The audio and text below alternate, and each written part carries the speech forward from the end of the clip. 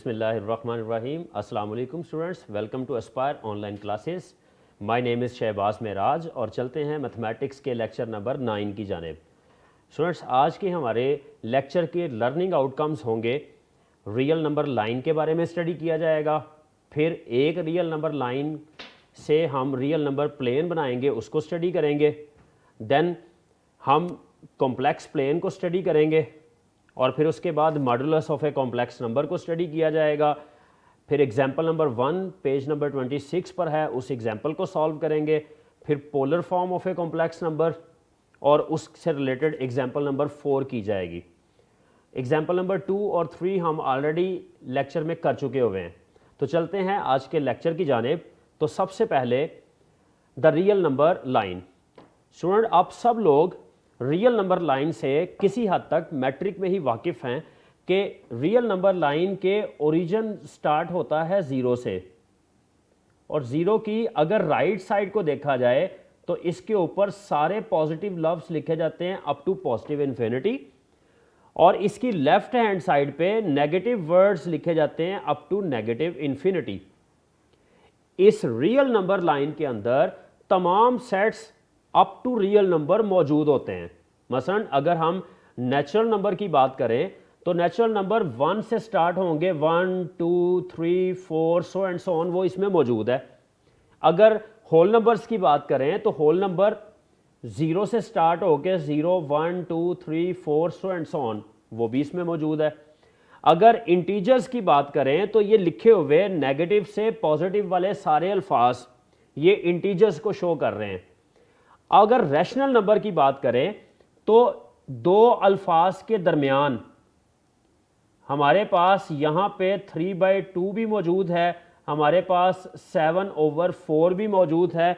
Different वो numbers जिनका answer 1 और 2 के दरमियान आता है, वो वाले तमाम नंबर यहाँ पे हर पोर्शन के दरमियान मौजूद हैं, जो कि रैशनल नंबर को डिनोट करते हैं। और स्टूडेंट्स, इररेशनल नंबर भी इन्हीं स्पेसिस के दरमियान लिखे हुए हैं। जैसे अगर √2 की बात करें तो √2 भी 1 और 2 के दरमियान ही किसी जगह पे है। तो हम ये कह सकते हैं कि ये जो रियल नंबर लाइन है, इसमें रैशनल और इररेशनल नंबर भी एक यूनिक पॉइंट को रिप्रेजेंट कर रहे हैं। चूंकि हमें यह भी पता है दो नंबर्स के दरमियान इन्फिनिट मैनी नंबर्स होते हैं, तो दो पॉइंट्स के दरमियान भी तो इन्फिनिट मैनी पॉइंट्स होते हैं। बेसिकली ये जो रियल नंबर लाइन है, ये हर एक पॉइंट के ऊपर एक नंबर रिप्रेजेंट किया जाता है। हम ये कह सकते हैं नंबर्स और पॉइंट्स के दरमियान 1-1 कॉरस्पॉन्डेंस होती है रियल नंबर लाइन में, कि जितने पॉइंट्स हैं इस लाइन में उतने ही उनके अगेंस्ट नंबर्स भी मौजूद हैं। हम इस रियल नंबर लाइन को R से शो कर दिया करते हैं। अब इस रियल नंबर लाइन को हम अगर हॉरिजॉन्टल और वर्टिकल आपस में जोड़ दें ओरिजिन पे लाकर, तो यहां से बनता है रियल नंबर प्लेन, जिसको हम कोऑर्डिनेट प्लेन भी कहते हैं। और real number plane coordinate plane का जो कॉमन पॉइंट होता है वो है 0 0। दो रियल नंबर लाइंस को हॉरिजॉन्टल और वर्टिकल इनको आपस में जोड़ा जाता है। इस तरह से जोड़ना होता है कि इसके 4 डिफरेंट पोर्शंस बन जाते हैं, जिनको हम क्वाड्रेंट्स का नाम देते हैं। चूंकि हमने ये सीख लिया है कि रियल नंबर लाइन में राइट साइड पर पॉजिटिव नंबर्स होते हैं और लेफ्ट साइड पर नेगेटिव नंबर्स होते हैं, तो हम ये कह सकते हैं यहाँ पर x की पॉजिटिव वैल्यूज आएंगी और इधर y की पॉजिटिव वैल्यूज, यहाँ पर x की नेगेटिव वैल्यूज और इधर y की नेगेटिव वैल्यूज। तो क्वाड्रेंट को अगर देखा जाए, यानी इस ब्लू वाले हिस्से में वो तमाम पॉइंट्स लिखे जाएंगे जिसमें x भी पॉजिटिव होगा और y भी पॉजिटिव होगा, जबकि इस पोर्शन में सेकंड क्वाड्रेंट में वो नंबर लिखे जाएंगे जिसमें x नेगेटिव आएगा और y पॉजिटिव आएगा। थर्ड क्वाड्रेंट के अंदर हम वो वाले पॉइंट्स लिखेंगे जिसमें x भी नेगेटिव और y भी नेगेटिव होगा, और फोर्थ क्वाड्रेंट में वो पॉइंट्स लिखे जाएंगे जिसमें x पॉजिटिव आएगा और y नेगेटिव आएगा। हम ये भी कह सकते हैं कि इन तमाम क्वाड्रेंट्स में हमने रियल नंबर को ऑर्डर प्लेन की शक्ल में लिखना होता है, उस ऑर्डर प्लेन में पहला पार्ट एक्स होता है हॉरिजॉन्टल लाइन का, और दूसरा कोऑर्डिनेट वर्टिकल कंपोनेंट होता है। यानी हॉरिजॉन्टली एक पॉइंट ने जितना डिस्टेंस कवर किया हुआ है उसको पहले लिखेंगे। सपोज हॉरिजॉन्टली कोई बॉडी 2 यूनिट मूव करती है और वर्टिकली वो बॉडी 3 यूनिट मूव करती है, तो हम इस पॉइंट को कह सकते हैं ये एक ऐसा पॉइंट होगा ओरिजिन के लिहाज से कि जिसके कोऑर्डिनेट्स होंगे 2 3। 2 होगा इसका हॉरिजॉन्टल कंपोनेंट और 3 होगा वर्टिकल कंपोनेंट। तो नेक्स्ट हम डिफरेंट पॉइंट्स को इस कोऑर्डिनेट प्लेन पे ड्रॉ करना सीखते हैं। तो स्टूडेंट एक पॉइंट है हमारे पास 2 3, एक्स भी पॉजिटिव और वाई भी पॉजिटिव। इसका मतलब यह है कि हमने 2 यूनिट्स हॉरिजॉन्टल मूव करना है और 3 यूनिट्स वर्टिकल मूव करना है। जिस जगह तक हम पहुंचेंगे उसका नाम होगा पॉइंट 2 3। अगर x नेगेटिव और y पॉजिटिव आ जाए तो इसका मतलब है आपने नेगेटिव साइड पे 2 यूनिट्स मूव करना है। तो ये x का डिस्टेंस हो गया और y का डिस्टेंस आपने 3 यूनिट्स मूव करना है। हम ये कह सकते हैं 3 और -2 से लाइन ड्रॉ करें, जिस पॉइंट पे मिलेगी वही पॉइंट होगा -3 2। इसी तरह अगर -2 और -3 पॉइंट आ जाएं तो आपने -2 पे एक लाइन ड्रॉ करनी है और -3 पे एक लाइन ड्रॉ करनी है। जिस जगह पे वो लाइन मिलेगी वो पॉइंट होगा -2 -3। सेम अगर आपके पास x की वैल्यू पॉजिटिव और y की वैल्यू नेगेटिव आ जाए तो आपने x पॉजिटिव के ऊपर एक लाइन ड्रॉ करनी है और y -3 के ऊपर एक लाइन ड्रॉ करनी है। जिस जगह पे वो लाइन मिलेगी वो पॉइंट कहलाएगा 2, -3। तो इस तरह से हम रियल प्लेन के ऊपर या कोऑर्डिनेट प्लेन के ऊपर हर एक पॉइंट को एक ऑर्डर पेयर के साथ रिप्रेजेंट कर सकते हैं। तो स्टूडेंट्स चूंकि हर तरफ से अगर x एक्सिस से एक पॉइंट हम सेलेक्ट करें, y एक्सिस से हम एक पॉइंट सेलेक्ट करें, तो वो हमेशा एक यूनिक कोऑर्डिनेट पॉइंट बनाएगा। तो हम ये कह सकते हैं कि अगर ये एक रियल नंबर लाइन है और ये दूसरी भी रियल नंबर लाइन है तो इन दोनों का जो रिलेशन है आपस में पॉइंट्स की शक्ल में हम कुछ इस तरह से बनाएंगे कि ऑर्डर पेयर एक्स वाई की शक्ल में लिखा जाएगा, जबकि x belongs to x axis होगा and y belongs to y axis होगा। तो इस तरह से ये जो सेट ऑफ ऑल पॉइंट्स होगा ये हमारे पास बनाएगा कोऑर्डिनेट प्लेन। और कोऑर्डिनेट प्लेन में भी दोनों एक्सिस के साथ 1-1 कॉरस्पॉन्डेंस होती है पॉइंट की। Unique selection of x and y के कोऑर्डिनेट्स के अगेंस्ट हमारे पास एक ही पॉइंट बनेगा, चाहे वो किसी भी क्वाड्रेंट में जाए। रियल प्लेन को स्टडी करने के बाद अब हम जा रहे हैं कॉम्प्लेक्स नंबर की ज्योमेट्रिकल रिप्रेजेंटेशन की जानिब। तो स्टूडेंट्स कोऑर्डिनेट प्लेन जिसको हमने पढ़ लिया है उसको हम कॉम्प्लेक्स प्लेन उस वक्त कहेंगे जब x एक्सिस का नाम हो जाएगा रियल एक्सिस और y एक्सिस का नाम हो जाएगा इमेजिनरी एक्सिस।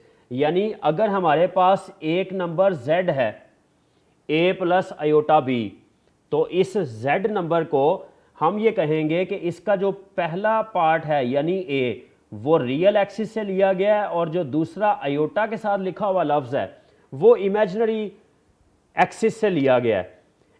कॉम्प्लेक्स प्लेन को हम z प्लेन भी कहते हैं। बेसिकली रियल प्लेन और कॉम्प्लेक्स प्लेन, अगर इसको हम ऑर्डर पेयर की शक्ल में कॉम्प्लेक्स नंबर को लिखें, हम लिख सकते हैं कॉम्प्लेक्स नंबर को a, b, तो ये दोनों एक ही चीज़ें हैं। हम किसी भी कॉम्प्लेक्स नंबर को जिसमें फर्स्ट जो है वो हमारा रियल एक्सिस होगा और सेकंड हमारा इमेजिनरी एक्सिस होगा, हम इसको कॉम्प्लेक्स प्लेन में डिफाइन करते हैं, जबकि ये होता रियल प्लेन जैसा ही है। रियल प्लेन में भी ए बी लिखा जाता है, कॉम्प्लेक्स प्लेन में भी ए बी लिखा जाता है। फ़र्क सिर्फ इतना है कि कॉम्प्लेक्स प्लेन में बाद में आयोटा की फॉर्म भी बनाई जा सकती है। कॉम्प्लेक्स प्लेन में एक्सिस का नाम रियल एक्सिस और इमेजिनरी एक्सिस होता है। इसके बाद एक्सरसाइज 1.3 और क्वेश्चन नंबर 1, हमने पॉइंट्स को डिफरेंट पार्ट्स हमें गिवन हैं, इन तमाम पॉइंट्स को हमने कॉम्प्लेक्स प्लेन के अंदर लोकेट करना है। तो फर्स्ट पॉइंट 2 + 3 आयोटा, तो स्टूडेंट इसमें x भी रियल पॉजिटिव नंबर है और y भी पॉजिटिव नंबर है। इसका मतलब ये फर्स्ट क्वाड्रेंट में जाएगा, x एक्सिस को 0.2 तक लेके जाएं, y एक्सिस को 0.3 पे, दोनों को आपस में मिलाएं, मिलने से बनने वाला जो पॉइंट है वो यही होगा a।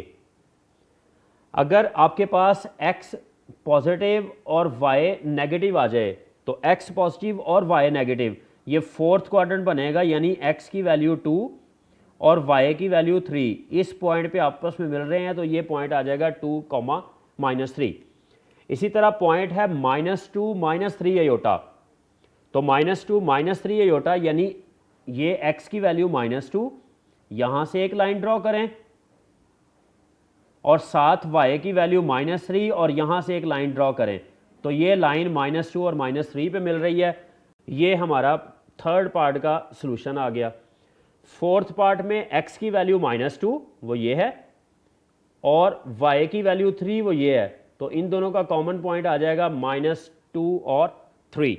इसी तरह अगर -6 को लोकेट करना है तो ये सिर्फ x की वैल्यू हमारे पास -6 है, y की वैल्यू इसमें 0 है, तो इट मीन्स ये x एक्सिस के ऊपर ही पॉइंट आ जाएगा। अगर आयोटा को एक्सप्रेस करना है तो इसमें रियल पार्ट है 0 और इमेजिनरी पार्ट है 1, तो इसका मतलब हम 1 डिस्टेंस पे y एक्सिस पे जाके वो पॉइंट बना देंगे। 3/5 - 4/5 आयोटा, 3/5 को लिख सकते हैं 0.6 और -4/5 को लिख सकते हैं -0.8, यानी x की वैल्यू 0.6 और y की वैल्यू -0.8, वो इस जगह पे बन जाएगा क्योंकि 0.6 और 0.8 के मिलने से जो पॉइंट बनेगा हम इसका नाम रख देंगे g।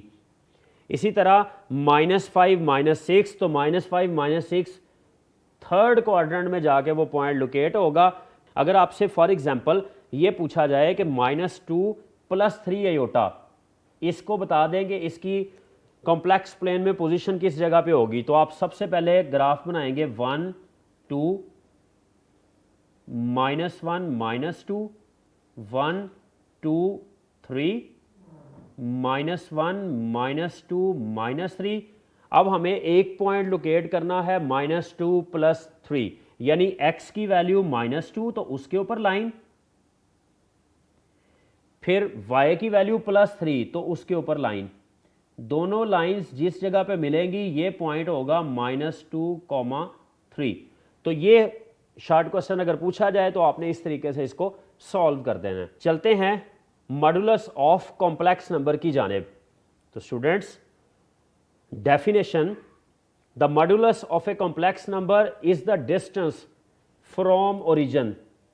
हमारे पास अगर ओरिजिन से कोई पॉइंट है z, जो ओरिजिन से किसी भी पॉइंट का डिस्टेंस होता है, इसका नाम होगा z मॉड। इसको बाज़ दफ़ा हम r से भी शो कर देते हैं।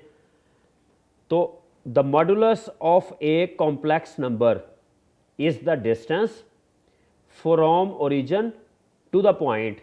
ओरिजिन से उस पॉइंट तक का डिस्टेंस, वो वाला पॉइंट जो खास कॉम्प्लेक्स नंबर को रिप्रेजेंट कर रहा है, रिप्रेजेंटिंग द नंबर, उसका नाम होगा मॉडुलस। तो मॉडुलस बेसिकली ओरिजिन से किसी पॉइंट के डिस्टेंस का नाम होता है, जिस पॉइंट को हमने z का नाम दिया होता है और उस पॉइंट का बाद में हमने मॉडुलस मालूम करना होता है। तो फार्मूला, अगर z is equal to x + iota y हमारे पास कॉम्प्लेक्स नंबर है, तो z मॉड होगा x² + y² का अंडर रूट। स्टूडेंट्स, ये फार्मूला आप याद कर लीजिएगा, ये आगे चल के नेक्स्ट लेक्चर में जब हमने थ्योरम्स का प्रूफ करना है तो उसमें ये बड़ा इस्तेमाल होना है। तो अगर एक एग्जांपल, फॉर एग्जांपल हमारे पास क्वेश्चन है 5 + 6 आयोटा, तो अंडरस्टूड है इसका हॉरिजॉन्टल डिस्टेंस 5 है और इसका वर्टिकल डिस्टेंस 6 है। अब हमें रियल एक्सिस और इमेजिनरी एक्सिस के ऊपर ये पॉइंट गिवन है, हमने इसका मॉड मालूम करना है। तो मॉड मालूम करने का तरीका a + आयोटा b या x + आयोटा y हम कह सकते हैं मॉड। इसका फार्मूला होगा अंडर रूट रियल पार्ट का स्क्वायर प्लस इमेजिनरी पार्ट का स्क्वायर।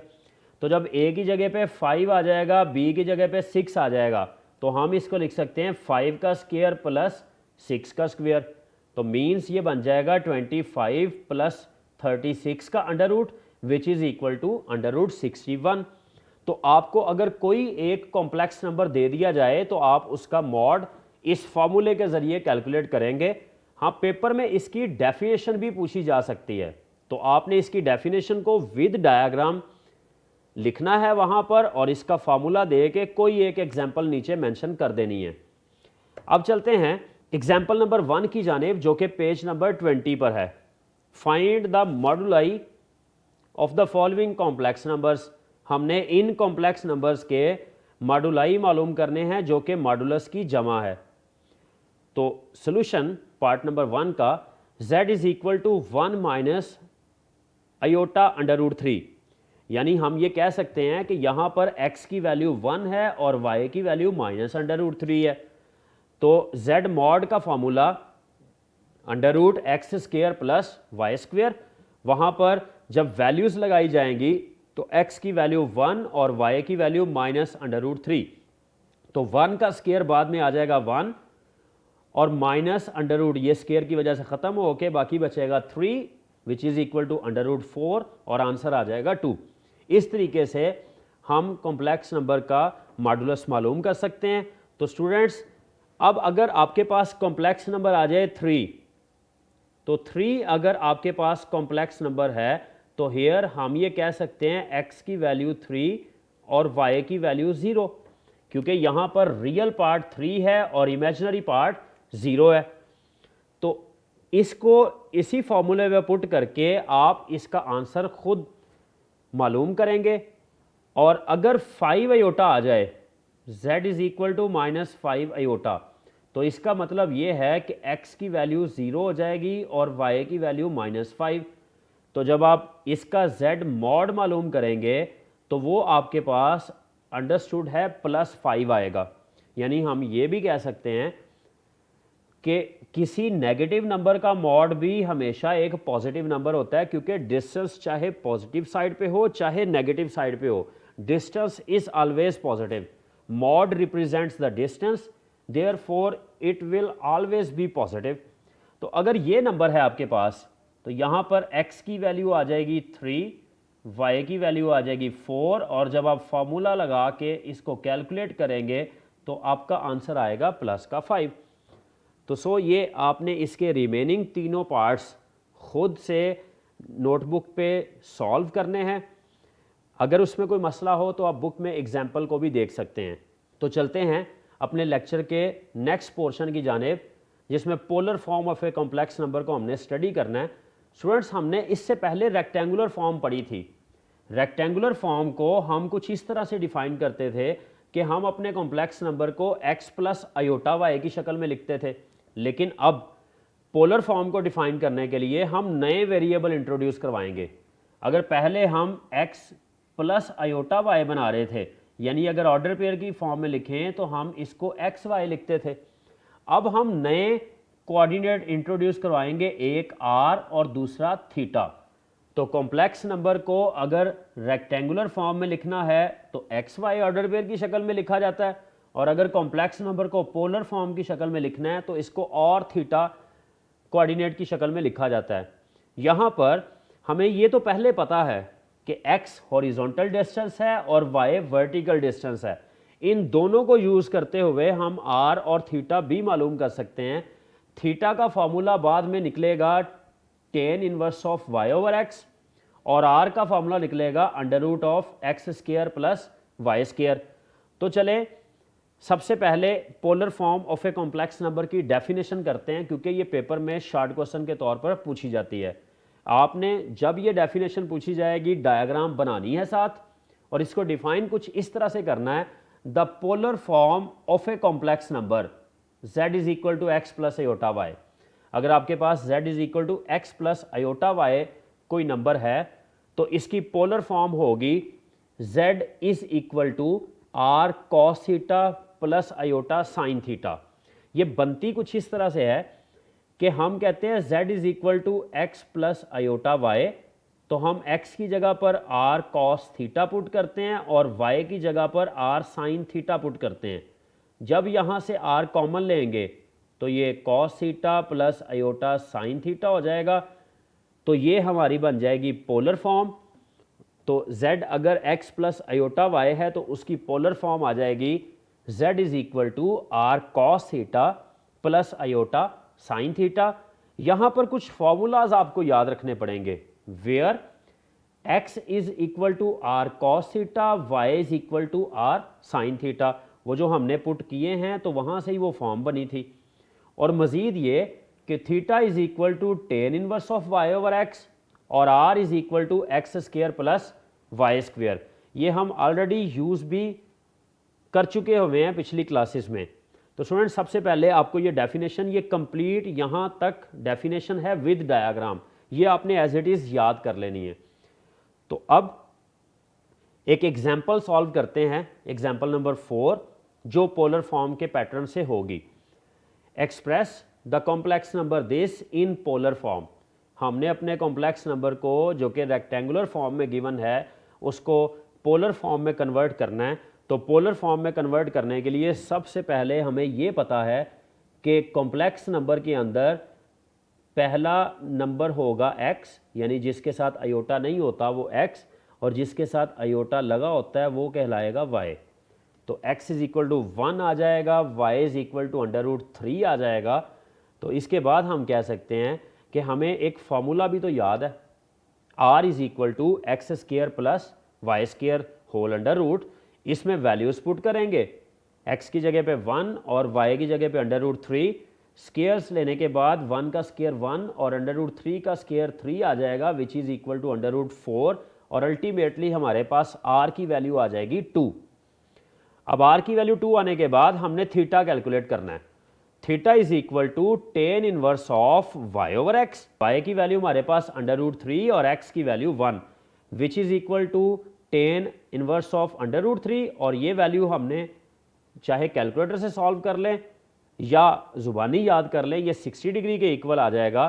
तो अब हमें r का भी पता है और अब हमें एंगल थीटा का भी पता है। तो पोलर फॉर्म बनाने के लिए नाउ 1 प्लस आयोटा √3, ये हमें क्वेश्चन में गिवन था और ये होती है जी कॉम्प्लेक्स नंबर की polar form, r cos theta plus iota sine theta. इसमें वैल्यूज पुट करेंगे, r की वैल्यू 2 और थीटा की वैल्यू 60। तो ये हमारी बन गई पोलर फॉर्म। इसको स्टूडेंट वैल्यूज पुट करके मजीद सॉल्व मत कीजिएगा, वो वापस यही फॉर्म आ जाएगी। फिर हमने इसकी वैल्यूज नहीं लगानी, हमने जस्ट इसकी पोलर फॉर्म बतानी थी। तो आज के लेक्चर के लिए इतना ही। नेक्स्ट लेक्चर में मिलते हैं नए टॉपिक के साथ। अपना बहुत ख्याल रखिएगा और तब तक के लिए अल्लाह हाफिज़।